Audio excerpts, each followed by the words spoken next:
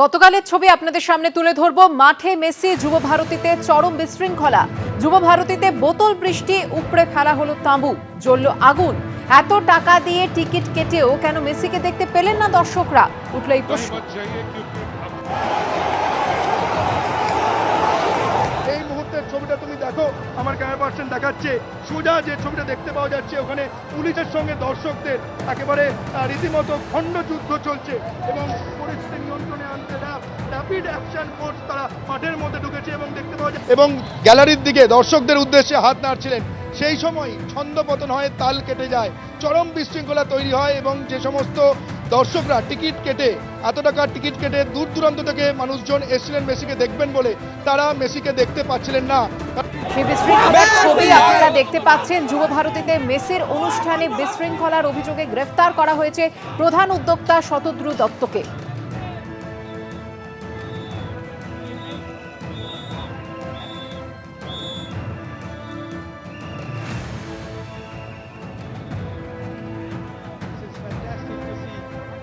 From the great man, a few autographs on the jerseys which will be cherished. Emotional moment, so attached are the Indian faithful, the Kolkata faithful to the great man and to the game of room में, और ये सारे खिलाड़ियों से भी life बहुत ज्यादा आता है।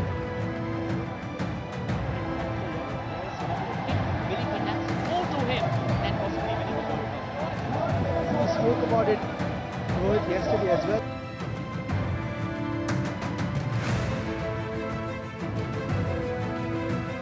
গতকাল মাঠে যে বিশৃঙ্খলা সৃষ্টি হয় তারপরে কিন্তু একাধিক প্রশ্ন উঠতে শুরু করে। তারপরে এই বিশৃঙ্খলার অভিযোগে গ্রেফতার করা হয় যে মূল উদ্যোক্তা শতদ্রু দত্তকে। এই ঘটনা ঘিরে আরো একাধিক প্রশ্ন উঠে আসছে।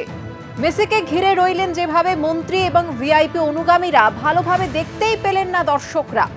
কেন টিকিট কেটেও মেসিকে দেখতে পেলেন না তারা? চারিদিকে কিভাবে ভিআইপি অনুগামীরা এবং মন্ত্রীর অনুগামীরা তারা কিভাবে রইলেন? পুলিশের সামনে কিভাবে যুব ভারতীতে বিশৃঙ্খলা সৃষ্টি হলো? বিধাননগর পুলিশের আশ্বাসের পরও মাঠে কিভাবে ঢুকলো জলের বোতল? কিভাবে মাঠে ঢুকলো জলের বোতল? কিভাবে বিকলো 15 গুণ বেশি দামে? পুলিশ কি করছিল? এত বড় গন্ডগোল কেন আটকাতে পারলো না পুলিশ? পুলিশ কি প্রস্তুত ছিল না? কি করছিলেন উদ্যোক্তারা? ভিড় হবে জেনেও কেন প্রস্তুতি ছিল না? বিশৃঙ্খলার শুরুতেই কেন ব্যবস্থা নিল না পুলিশ? উঠছে এই সমস্ত প্রশ্ন।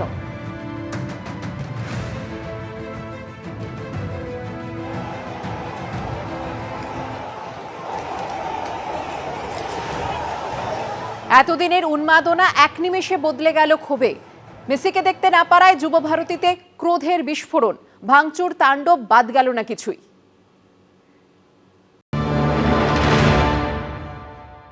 সল্টলেক স্টেডিয়ামের ভেতরে আমরা রয়েছি, যে ছবি এই মুহূর্তে দেখাবো, দর্শকরা কিন্তু স্টেডিয়ামের ভেতরে ঠিক প্লেয়াররা যেখান থেকে এন্ট্রি হয় সেই সামনে চূড়ান্ত ভাঙচুর চালাচ্ছে এবং একটা বেনজির ছবি এই মুহূর্তে সল্টলেক স্টেডিয়ামে।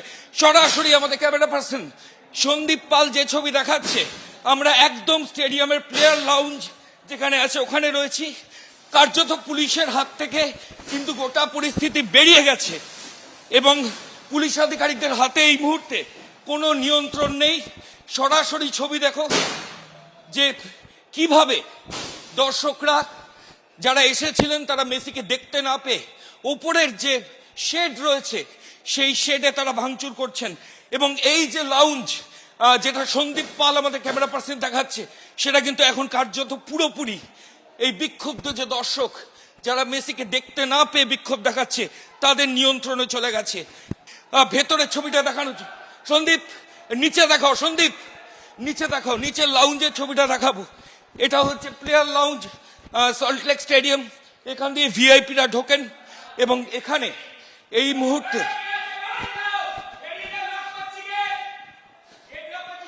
মুহূর্তে কার্যত দর্শকরা চূড়ান্ত ভাঙচুর, ভ্যান্ডালিজম চালাচ্ছেন স্টেডিয়ামের ভেতরে এবং এখানকার যারা রয়েছেন তারা দরজা বন্ধ করে দিচ্ছেন।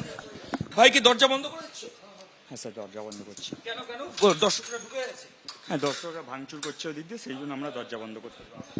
যেমন পরিস্থিতি, দর্শকরা ভাঙচুর শুরু করেছে, কার্যত সমস্ত দরজা এখানে বন্ধ করে দেওয়া হয়েছে। আমি আবার সন্দীপকে বলছি, সাবওয়ের মেন এন্ট্রি সেটা বন্ধ করা হচ্ছে, ভেতরে চূড়ান্ত ভাঙচুরের ছবি।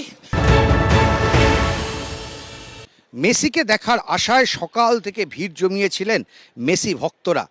গত 2 মাস ধরে পরিশ্রম করে অর্থ ব্যয় করে তারা টিকিট সংগ্রহ করেছিলেন এবং এই জোনটা হচ্ছে ভিভিআইপি জোন, যেখানে টিকিটের মূল্য কিন্তু ছিল বেশ চড়া দামে। একেবারে খাবারের প্যাকেট সঙ্গে নিয়ে বসেছিলেন মেসিকে চোখের সামনে দেখবেন বলে, এবং হয়তো কারুর ভাগ্যে এমনটাও জুটে যেতে পারত যে তারা মেসির সঙ্গে ছবিও পর্যন্ত তুলতেন। কিন্তু এই মুহূর্তে গোটা জায়গাটার এই হচ্ছে অবস্থা। গোটা মাঠটা একেবারে ভেঙে গুড়িয়ে দেওয়া হয়েছে। সমস্ত চেয়ারগুলো এই মুহূর্তে মাঠের মাঝখানে এবং মাঠের পাশে, এবং এই জায়গাটা ছিল ভিভিআইপি জোন। বেশি টাকার টিকিট নিয়ে যারা এসেছিলেন তাদের বসার জায়গা হয়েছিল এখানে, এবং এই মুহূর্তে একটা চেয়ারও কিন্তু এখানে কার্যত আস্ত নেই। কি কারণে এমন ঘটনা ঘটলো তাই নিয়ে বহু বিতর্ক থাকতে পারে, তবে মেসিকে মাত্র কয়েক মুহূর্ত দেখার জন্য যারা কষ্ট করে স্টেডিয়ামে এসেছিলেন তারা কিন্তু সেই আশা থেকে বঞ্চিত হয়েছেন, এমনটাই তাদের অভিযোগ। এবং তারপর তাদের সমস্ত ক্ষোভ গিয়ে পড়ে স্টেডিয়ামের ওপরে, স্টেডিয়ামের চেয়ারের ওপরে, এবং গোটা স্টেডিয়ামটা এইভাবে ভেঙে একেবারে গুড়িয়ে দেওয়া হয়েছে।